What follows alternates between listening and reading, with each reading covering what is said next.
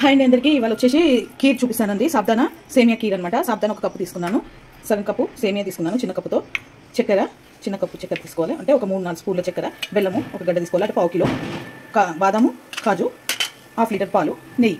ఇప్పుడు తయారు చేసే విధానం అండి. గిన్నె పెట్టుకోవాలి, ఒక 2 లీటర్ల నీళ్ళు పోసుకోవాలి. ఇప్పుడు ఈ సాబ్దానా కడుక్కుంటున్నానండి.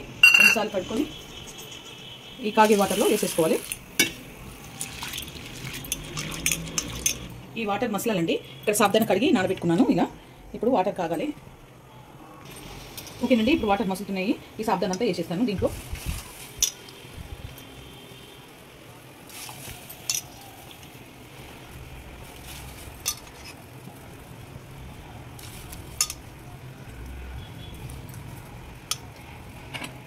సాబ్దానా అంతా వేసేసుకొని కలుపుకోవాలి ఒకసారి.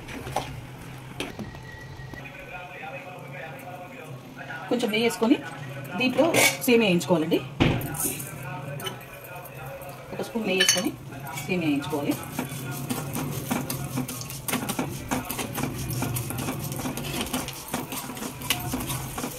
ఇలా బ్రౌన్గా వేయించుకోవాలండి కొంచెం సేమియా నెయ్యి వేసి. ఇప్పుడు ఇవి సాబ్దానాలో వేసేసేయాలి. సేమియాలు బ్రౌన్ అయినాయి, కొంచెం సిమ్లో పెట్టుకొని ఈ సాబ్దానాలో వేసేసుకోవాలి.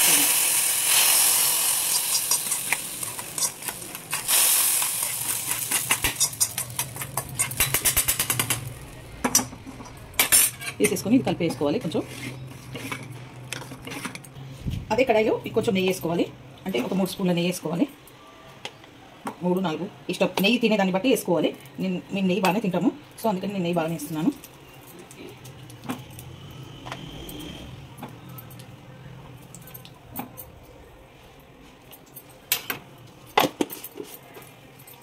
సో 5-6 చెంచాల నెయ్యి వేసానండి నేను. ఇప్పుడు దీంట్లో కాజు బాదాం వేసుకోవాలి.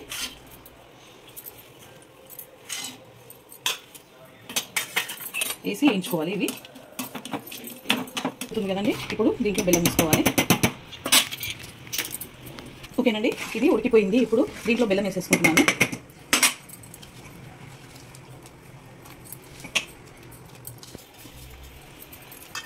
షుగర్ కూడా వేసేసుకుంటున్నానండి ఇప్పుడే. స్వీట్ ఎక్కువ కావాలనుకుంటే ఎక్కువ వేసుకోండి. మేము స్వీట్ తక్కువ తింటాం, సో అందుకే తక్కువ వేసాను. ఇది కరగాలి బెల్లము. ఇక్కడ కాజు బాదాము వేగిపోయాయండి, ఇది తీసేస్తున్నాను. దీంట్లోనే 1 స్పూన్ ఇలాచీ పౌడరు వేసేస్తాను. ఇలాచీ పౌడరు నూరి పెట్టుకున్నానండి నేను, 1 స్పూన్ వేసేసుకుంటున్నాను.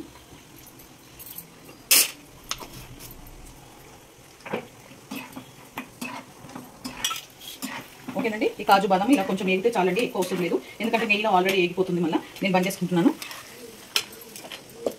ఇప్పుడు ఇది కలుపుకుంటున్నాను.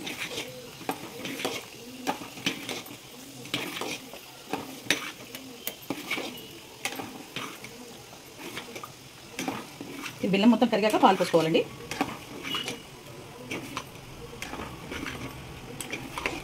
ఇది కంటిన్యూగా ఇలా కలుపుకుంటూ ఉండాలి.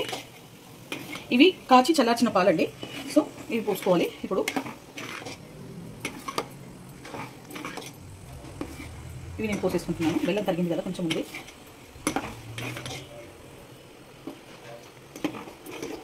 పాలు మొత్తం పోసేసుకుంటున్నాను.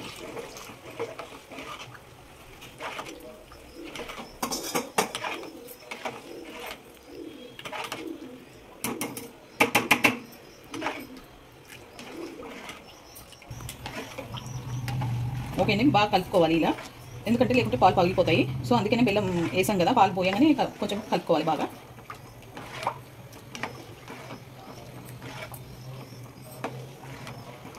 సాబ్దానా కూడా కరిగిపోయింది, ఉడికిపోయింది సాబ్దానా సేమియా.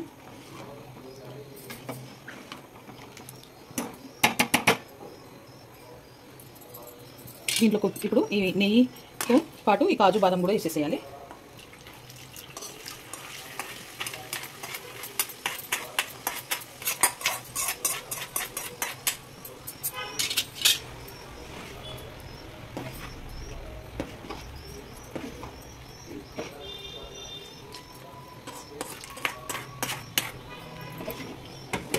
ఓకేనండి, ఇది కొంచెం దగ్గర పడాలి. ఒక 10 మినిట్స్ ఉంచుకొని బంద్ చేసుకుంటే అయిపోతుంది.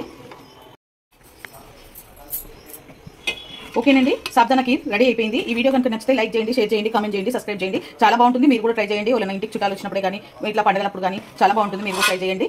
ఓకే ఫ్రెండ్స్, ఇలా పలసగా ఉంది ఏంది అనుకోవద్దండి, కొంచెం చల్లగా అయిపోయేసరికి గట్టిగా అవుతుంటుంది ఇది. సో కొంచెం ఉండగానే బంద్ చేసుకోవాలి.